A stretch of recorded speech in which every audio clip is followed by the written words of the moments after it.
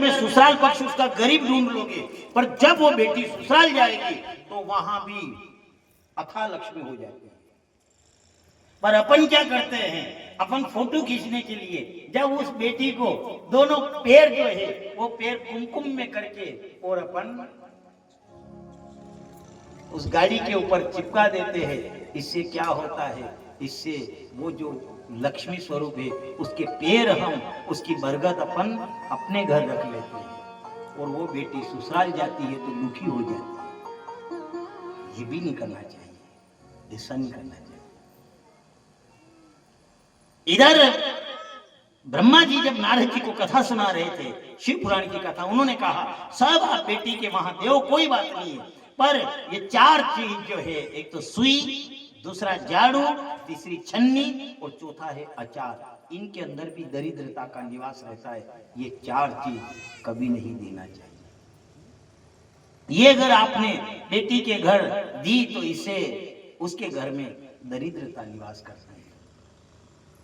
इधर आगे की कथा सुनाते हैं कि जब समुद्र मंथन किया और समुद्र मंथन करके जब उन्होंने सृष्टि की रचना करी, अब सबसे पहले एक अंड के समान जो पड़ा हुआ था, मानो एक बबूले के समान, जो उसको नार अयन कहते हैं, जिससे जो भगवान भोलेनाथ की इच्छा हुई कि इससे कोई उत्पन्न हो तो अच्छा है। जब भोलेनाथ ने इस प्रकार से जब उस अंडे को देखा तो उसके अंदर सहस्र भुजा, सहस्र सीरिका पुरुका सहस्राक्षाय सहस्र पात दशांगुलम, उस अंड के अंदर से अनेक प्रकार के छेद हुए और अंग उत्पन्न होने लगे, जिसके हजार मुख हजार हाथ इस प्रकार से जो उत्पन्न हुए। उन्होंने कहा हमारा नामकरण कीजिए। तभी भगवान भोलेनाथ ने कहा कि तुम्हारा नाम विष्णु है, नार अयन, इसलिए उनका नाम नारायण पड़ा। उनकी नाभि से कमल निकला, कमल के ऊपर ब्रह्मा जी स्थापित हुए। ब्रह्मा जी ने जब नारायण का दर्शन किया, अब सृष्टि बनाने की हेतु कहा तो सृष्टि की रचना करी। अब सृष्टि की रचना करे उससे पहले उन्होंने देखा कि हमारे पिता कौन है जो हमारी रचना करने वाले थे। उससे पहले ही इनके मन में एक भाव उत्पन्न हो गया। इधर विष्णु भगवान ने देखा कि मैं बड़ा हूं, इधर भगवान ब्रह्मा जी ने देखा कि मैं बड़ा हूं। एक ने कहा आओ पुत्र, तो वो उनको पुत्र कहने लगा। उन्होंने कहा नहीं मैं तेरा पिता हूं। इतनी देर में तो उन्होंने कहा कि मैं तेरा पिता हूं। अब इस प्रकार से वो दोनों आपस में झगड़ा करने लगे। इधर जब ब्रह्मा जी जब पानी के ऊपर स्थापित हुए थे और ब्रह्मा जी ने चारों ओर देखा, जिससे ब्रह्मा जी के 4 शीश हो गए और जो ऊपर दृष्टि डाली तो इससे ब्रह्मा जी का एक शिरोर हो गया था, वो 5 सिर हो गए। अब जब इन दोनों के बीच में झगड़ा हुआ, ये एक तो ये अपने आप को बड़ा बताते, वो दूसरा अपने आप को बड़ा बताते। इस प्रकार से जब बड़ा बताते बताते जब झगड़ा होने लगा, तभी दोनों के बीच में एक पीड़ उत्पन्न हुई, जो अपन कहते हैं जिसको शिवरात्रि अपन मनाते हैं।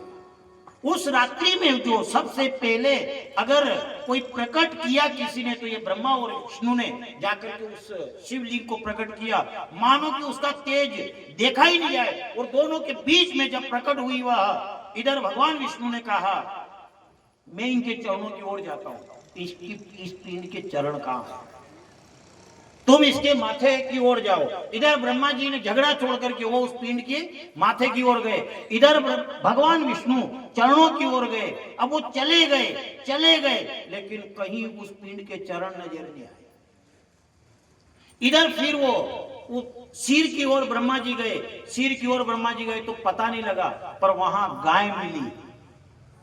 इधर पता तो लगा ही नहीं। अब उन्होंने देखा कि विष्णु पूछेंगे कि क्या तुमने इसके सिर को देखा, तो मैं कहूंगा कि हाँ सिर को देखा। हे गौ माता तू मेरे साथ हाँ करना, जो सबसे पहली रोटी होगी उस रोटी में तुम्हारा भाग रहेगा, पर तुम मेरे हाँ में हाँ करना। गाय ने कहा।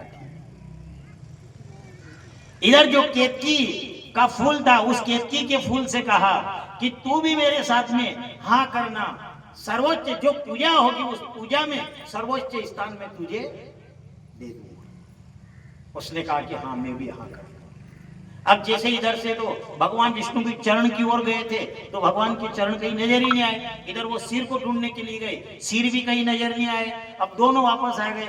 इधर भगवान विष्णु से पूछा कि क्या तुमने चरणों को देखा? भगवान विष्णु ने मना कर दिया, नहीं। मैं गया तो था, पाताल लोक चला गया, तल वितल तलातल रसातल के अंदर चला गया, पर इसके मुझे कहीं चरण नजर नहीं आए। उसी पिंडी के अंदर से आवाज आई कि आज से तुम्हारा नाम सत्यनारायण प्रकट होगा। अपन जो सत्यनारायण की कथा करते हैं, ये सत्यनारायण नाम साक्षात भगवान भोलेनाथ का दिया हुआ है। समय आने पर मृत्यु लोक में लोग तुम्हें नारायण तो है ही है, लेकिन सत्य नारायण से तुम्हें पुकारेंगे, क्योंकि तुमने सत्य कहा है। इधर ब्रह्मा जी से पूछा, क्या आपने शीर को देखा? ब्रह्मा जी ने कहा, देखा, मैंने देखा। इतनी देर में तो भगवान विष्णु ने देखा, आपने कहा कि आपने देखा? कि हाँ मैंने देखा। अगर नहीं यकीन हो तो इस गौ माता से पूछ लो। गौ माता ने कहा, हाँ मैं साक्षी हूं, इन्होंने देखा। उस पिंडी के अंदर से आवाज आई। ये ब्रह्मा जी भी झूठ बोल रहे और ये गाय भी झूठ बोल रही। वो पिंडी के अंदर से आवाज आई, ये दोनों झूठ बोल रहे हैं। सिर नहीं देखा, उन पिंडी के अंदर से आवाज आई, पर उन्होंने नहीं मानी। उन्होंने कहा, अरे ये क्या है? आप नहीं मानो तो इस केतकी के फूल से पूछ लो। केतकी के फूल से कहा, क्या ब्रह्मा जी ने सिर को देखा है? उस केतकी के फूल ने कहा, हाँ इस ब्रह्मा जी ने सिर को देखा है। उस समय फिर पिंडी के अंदर से आवाज आई, ये केतकी का फूल भी झूठ बोल रहा है, ये गाय भी झूठ बोल रही है और ये ब्रह्मा भी झूठ बोल रहा है। जब इस प्रकार उस केतकी के फूल और गाय के हेतु उस पिंड के अंदर से आवाज आई, उस समय ब्रह्मा ने कहा, ये झूठ बोल रही है, ये पिंडी झूठ है। उसी समय इधर भगवान भोलेनाथ ने अपने अंगुष्ठ का एक नाखून तोड़ा, नाखून तोड़ करके भैरव को प्रकट किया।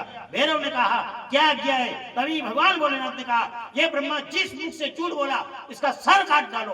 और जो ब्रह्मा वो प्रकट हुआ भैरव, और उसने उसका सिर, ब्रह्मा जी का जिस सिर से वो झूठ बोले थे, वो सिर काटा। वो सिर लुढ़कता हुआ गया, जिसमें कर्मनाशा नाम की नदी प्रकट हुई।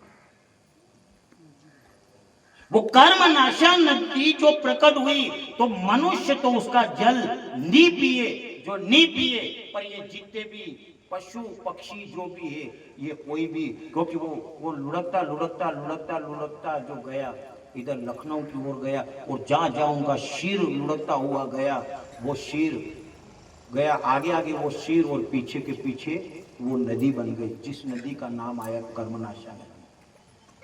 इधर उस पिंडी ने कहा, ये गाय भी झूठ बोली है, गाय आगे से पीछे से ये पवित्र रहेगी, लेकिन गाय झूठ बोली, ये ब्रह्मा झूठ था, इसकी झूठ में इसने हाँ में हाँ करी, इसलिए आज के बाद इस गाय का भी मुंह अपवित्र है। गाय जिस बर्तन के मुंह लगा देगी, कितनी बार उस बर्तन को साफ करोगे तो भी वो बर्तन पवित्र नहीं होगा। इसलिए देखा होगा आपने, गाय को सदैव दान दिया जाता है तो पीछे से दिया जाता है। गाय का मुंह अपवित्र हो। एक श्राप और दिया था कि अभक्ष भक्षण करे, जो भक्षण नहीं करना वो भी ये गाय भक्षण करेगी। और केतकी के फूल से कहा, तू भी झूठ बोला है, इसलिए सब फूल भगवान भोलेनाथ के, यहाँ तक के धतूरे का, या अपन जो सरसों रायड़े का है, ये फूल भी भगवान के ऊपर चढ़ते हैं, भोलेनाथ के ऊपर, पर केवल एक फूल नहीं चढ़ता है, और वो फूल है केतकी का। वो फूल नहीं चढ़ता। उन्होंने कहा, ये फूल मेरे ऊपर कभी नहीं चढ़ेगा। इस प्रकार जब वो शरीर को दंड मिल गया, वो सिर लुढ़कता लुढ़कता हुआ जो भगवान भोलेनाथ के चरण में आया और प्रार्थना करने लगा। तभी भगवान भोलेनाथ की शरण में आया। भगवान भोलेनाथ ने कहा, हे नाथ क्षमा करिए, मैं झूठ बोला, मुझे क्षमा करिए। तभी भगवान भोलेनाथ ने कहा कि ये शरीर जो है, ये शरीर लुढ़कता लुढ़कता यहाँ आया, जो शरीर सिर को मैंने काटा है, इसका एक वृक्ष उत्पन्न होगा, और जो प्राणी उसके नीचे बैठ करके भजन करेगा तो उससे मेरी भक्ति प्राप्त होगी। वही सिर भगवान की शरण में आया, मेरे महाकाल राजा भगवान भोलेनाथ की शरण में आया, उससे एक वृक्ष हुआ जिसका नाम आया बड़, और उसका नाम उन्होंने कहा, इसका नाम बटेश्वर महादेव रहेगा। बोलो बटेश्वर महादेव की। उमारी नैया पार लगा दो जी, बटेश्वर महादेव। हमारे नैया पार लगा दो जी, बटेश्वर महादेव। नैया पार लगाएगा बटेश्वर महादेव। हमारी नैया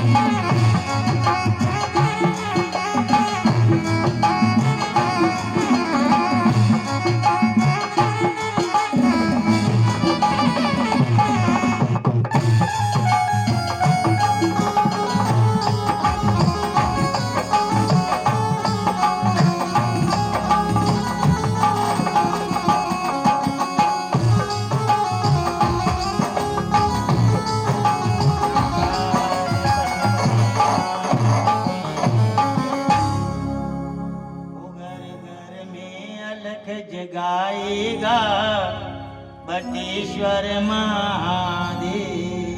इधर भगवान भोलेनाथ की शरण में जब ब्रह्मा जी आए, उन्होंने कहा, वो शीर आया लुढ़कता लुढ़कता जैसे आया और ब्रह्मा जी के चरण में आकर के लौटने लगा, मुझे क्षमा कर दीजिए, क्षमा कर दिए। तभी भगवान ब्रह्मा जी की वाणी को सुनकर, की प्रार्थना को सुनकर भगवान भोलेनाथ प्रसन्न हो गए। कहा, इस शीर से वृक्ष उत्पन्न होगा जिसका नाम बटेश्वर होगा, बड़का वृक्ष होगा, और इसके नीचे बैठ करके जो मेरा ध्यान करेगा उसकी मनोकामना में। बोलो बटेश्वर भगवान की। इधर जब ब्रह्मा जी ने फिर सृष्टि की रचना करी, मन से मरीचि को उत्पन्न किया, मन से मरीचि को उत्पन्न किया, और जब संध्या को उत्पन्न किया, संध्या को जैसे ही उन्होंने प्रकट किया, प्रकट करते ही ब्रह्मा जी मोहित हो गए। और जब ब्रह्मा जी मोहित हुए तभी एक बाण छोड़ा, उस बाण ने एक शरीर धारण किया और उसका नाम रखा उन्होंने कामदेव, जिसके अंदर से मंद सुगंध आ रही थी। जब वह कामदेव उत्पन्न किया और कामदेव का विवाह रति के साथ में किया, इस संध्या को जब उन्होंने देखा और संध्या के ऊपर आसक्त हुए, उस समय जो धर्म था, सनातन धर्म था, उस धर्म ने आकर के ब्रह्मा जी के हाथ जोड़े और कहा, ये क्या कर रहे हो आप, क्या ये धर्म लोग करोगे? तभी इधर ब्रह्मा जी संकोच में पड़ गए। वो संध्या थी, संध्या मन ही मन में सकुचाने लगी। संध्या ने विचार किया, मैं पापीन हूँ, मैं पापीन हूँ, मेरे जन्म लेते ही मेरे पिता थे, मेरे भाई थे, मुझे देख करके उनके मन में काम वासना उत्पन्न हो गई, मैं प्रायश्चित करूंगी। और वो गई इधर चंद्रभागा नाम की जो नदी थी, वो नदी पर जा करके और हाथ जोड़ करके इधर भगवान भोलेनाथ की तपस्या करने लगी।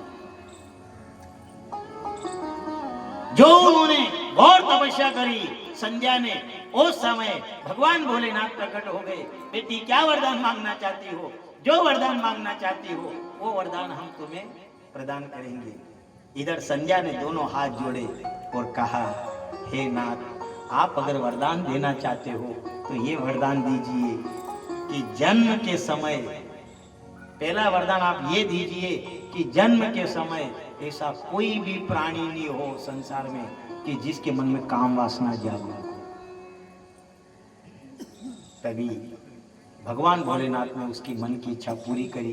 उन्होंने कहा कि मेरा पाप अगर क्षीण हो गया हो और आप वरदान देने के लिए आए हो तो मुझे ऐसा वरदान दीजिए। उन्होंने 4 अवस्था बताई, भगवान भोलेनाथ ने 4 अवस्था बताई। उन्होंने कहा कि किशोर अवस्था छोटी अवस्था, उसके बाद कुमार अवस्था, ये कुमार अवस्था और ये 2 अवस्था जो होगी, तीसरी युवा अवस्था और चौथी वृद्ध अवस्था। उन्होंने कहा 3 अवस्था में ये प्राणी के मन में काम वासना जागरूक नहीं होगी, केवल युवा अवस्था को छोड़ करके। इस प्रकार संध्या से कहा, आज के बाद ये तो मैंने वरदान दिया, लेकिन हे संध्या, एक और वरदान देता हूं मैं कि जो भी अगर तेरी ओर काम वासना से अगर तेरा मुख देखेगा वो उसी समय नपुंसक बन जाएगा। बेटी, तपस्या करो और तुम त्रेता के जो अंत आएगा, उस त्रेता के अंत में तुम फिर अपने स्वरूप को धारण करोगी और जो योगी पुरुष है उस योगी पुरुष के साथ तुम्हारा विवाह होगा। और वही संध्या जो थी, वही संध्या दूसरे जन्म में त्रेता युग में जब भगवान राम का अवतार हुआ था, वो त्रेता युग में वही संध्या जो थी, जो ब्रह्मा जी द्वारा सृष्टि उत्पन्न करने पर जो संध्या उत्पन्न हुई थी, वो संध्या फिर त्रेता युग में जो अरुंधति नाम की कन्या उत्पन्न हुई और जो भगवान के वरदान के अनुसार वशिष्ठ मुनि के साथ में उनका विवाह हुआ और 100 पुत्र उनके हुए। इधर वो जय जयकार करने लगी, वो प्यारो लागे रे मत वारो लागे, डमरू वालो बाबो मने प्यारो लागे।